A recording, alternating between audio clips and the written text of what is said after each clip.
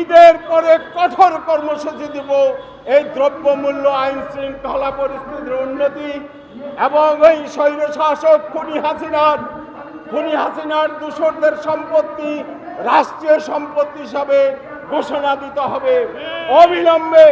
না হলে আমরা প্রয়োজনে মৌলানা ভাসানীর নির্দেশিত পথে ঘেরাও আন্দোলনের সূচনা করব। আমরা আপনাদের ডিসি অফিস ঘেরাও করব এবং আপনাদের মন্ত্রণালয় ঘেরাও করব। জনগণকে সঙ্গে নিয়ে আপনারা অবিলম্বে এই অ্যাসালাম গ্রুপ, সামিট গ্রুপের সম্পত্তি আপনারা রাষ্ট্রের মালিকানায় নিয়ে আসেন, রাষ্ট্রীয় সম্পত্তি হিসেবে ঘোষণা করুন। অ্যাসালাম, সামিট গ্রুপ সহ ফেসিবাদের সমস্ত দোষরের অর্থ সম্পদ পাচারকারী যত সম্পদ যারা পাচার করেছেন, অ্যাসালাম গ্রুপ, সামিট গ্রুপ সহ তাদের সম্পত্তি আমরা রাষ্ট্রের মালিকানা নেওয়ার দাবিতে এবং অতি সত্বর জাতীয় নির্বাচনের দাবিতে আজকের এই গণসমাবেশ। বন্ধুগণ, আপনারা জানেন ব্রিটিশ বিরোধী আন্দোলনের প্রাণপুরুষ, বাংলার স্বাধীনতা সংগ্রামের অন্যতম প্রতিষ্ঠাতা, যার জন্ম না হলে বাংলাদেশ হতো না, তাদের অনুসারীরা আজকে আমরা এই গণসমাবেশ ডেকেছি। আপনারা জানেন গত 16 বছর এই অ্যাসালাম গ্রুপ, সামিট গ্রুপ কিভাবে রাষ্ট্রীয় সম্পদ লুটপাট করেছে আপনারা তা অবগত আছেন, দেশবাসী অবগত আছেন। শুধু অ্যাসালাম গ্রুপ 1 লক্ষ কোটি টাকা এই দেশ থেকে, বাংলাদেশ ব্যাংকের তথ্য অনুযায়ী 1 লক্ষ কোটি টাকা বাংলাদেশকে পাচার করেছে এবং সামিট গ্রুপ সমপরিমাণ অর্থ সিঙ্গাপুরে নিয়ে সিঙ্গাপুরকে শক্তিশালী দেশ হিসেবে গড়ে তুলতেছে। এই সামিট গ্রুপ সমস্ত সম্পত্তি বাংলাদেশের সম্পত্তি। আজকের এই গণসমাবেশ থেকে আজকে আমরা এখানে অত্যন্ত গত 3 দিন গাজাতে ওই ইহুদিবাদী সরকার, তারা যেভাবে গাজায় আমাদের মুসলমান মা বোনদের উপর অত্যাচার করছে, নির্যাতন করছে, গুলি করে 400 শিশু হত্যা করেছে গত 2 দিনে। আমরা ভাসানী অনুসারী পরিষদ এই নির্বিচারে গুলি করে হত্যা করার জন্য আমরা ওই ইহুদিদের সেই মার্কিন সাম্রাজ্যবাদ, তোষামোদকারী মার্কিন সাম্রাজ্যবাদ সহ সকল সাম্রাজ্যবাদী শক্তির বিরুদ্ধে সারা বিশ্বের মুসলমান এবং অন্যান্য জাতিগোষ্ঠীকে ঐক্যবদ্ধ হওয়ার দাবি জানাচ্ছি। আমরা এই ফিলিস্তিনের এই গাজাতে যেভাবে মানুষ হত্যা করা হচ্ছে তার তীব্র প্রতিবাদ ও নিন্দা জানাচ্ছি।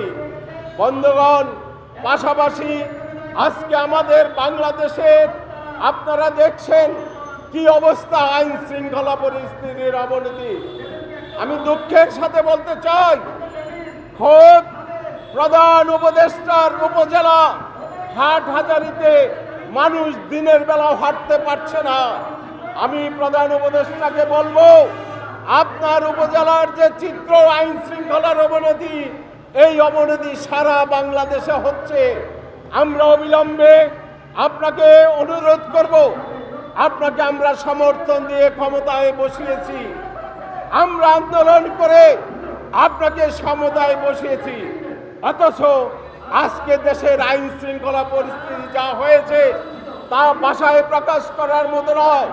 অবিলম্বে আপনি আইন শৃঙ্খলা পরিস্থিতির উন্নতি ঘটান, না হলে মানুষ এই ঈদের পরে আমরা ভাসানী অনুসারী পরিষদ রাস্তায় নামবো।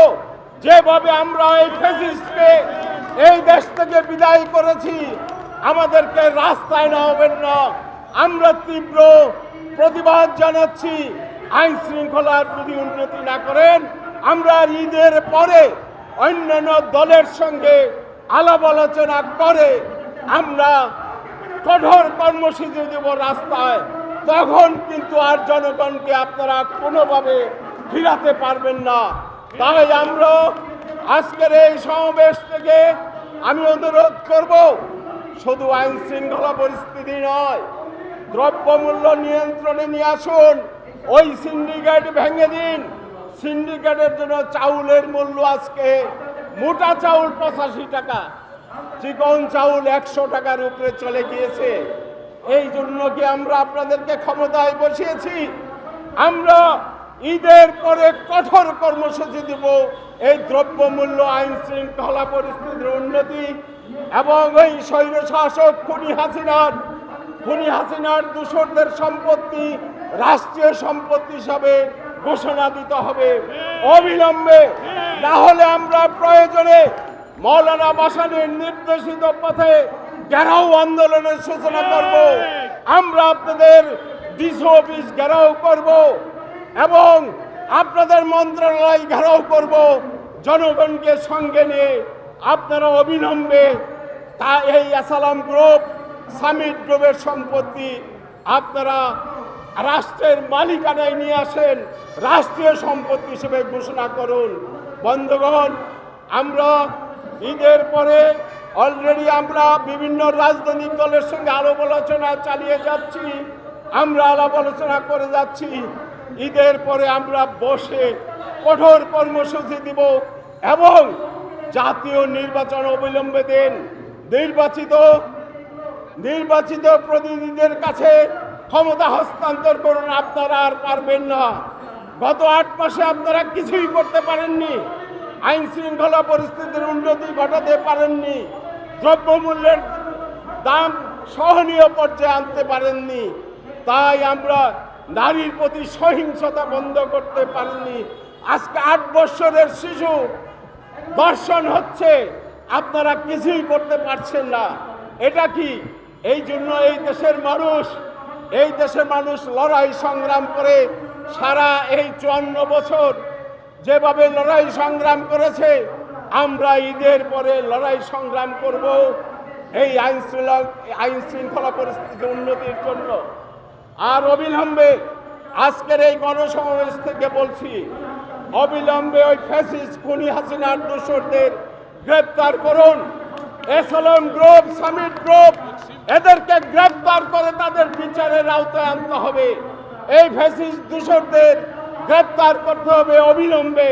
বিদেশে যারা অবস্থান করতেছে, ইন্টারপোলের মাধ্যমে আন্তর্জাতিক আদালতে বিচার দিয়ে তাদেরকে ইন্টারপোলের মাধ্যমে অ্যারেস্ট করে এই দেশে নিয়ে আসে বিচারের কাঠগড়ায় দাঁড় করান। আমরা এই আহ্বান জানাচ্ছি আজকের এই সমাবেশ থেকে। মিডিয়ার ভাই বোনেরা, আপনাদেরকে অনেক ধন্যবাদ। আমাদের মিছিল এখন শুরু হবে। আমরা মিছিল করে আমরা এই বিজয়নগর পর্যন্ত যাব, তারপরে আমাদের কর্মসূচি আমরা শেষ করব। এই বলে আমি আপনাদেরকে সংগ্রামী অভিনন্দন জানিয়ে আমার বক্তব্য শেষ করছি। আসসালামু আলাইকুম।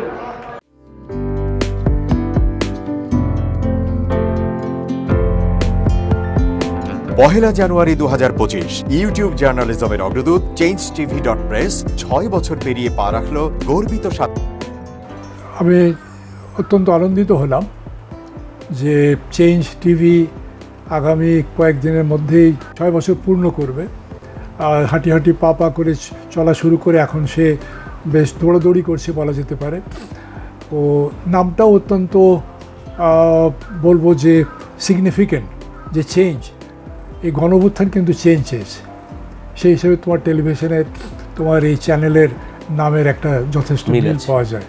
আমার প্রত্যাশা যে এই গণঅভ্যুত্থানের যে প্রত্যাশা, যে আশা আকাঙ্ক্ষা, চেঞ্জ টিভি সেটিকে এগিয়ে নিয়ে যাবে। তোমাকে শুভেচ্ছা। চেঞ্জ টিভি যারা সম্পৃক্ত আছেন, যারা কর্মী আছেন, সামনে পেছনে সকলকে আমার শুভেচ্ছা। changetv.press, এক ফোঁটা হলুদ নেই। Online TV channel change TV 6 বছর ধরে ওনারা কাজ করে যাচ্ছেন। ইতিমধ্যে জনগণের হৃদয়ে স্থান করে নিয়েছেন। প্রায় 22 লাখ সাবস্ক্রাইবার আছে এর। আর যে কোনো অনুষ্ঠান 10 লাখের মতো মানুষ এটা প্রতিদিন মানুষ দেখে থাকে। আমিও এই চ্যানেল নিয়মিত দেখি। তো চেঞ্জ টিভির পক্ষে আমিরুল মোমিনিন মানিক সাহেবের উপস্থাপনা, প্রশ্নের ধরন, এগুলো জনগণ দেখতে চায়, শুনতে চায়। আমি চেঞ্জ টিভির উত্তরোত্তর সমৃদ্ধি কামনা করছি।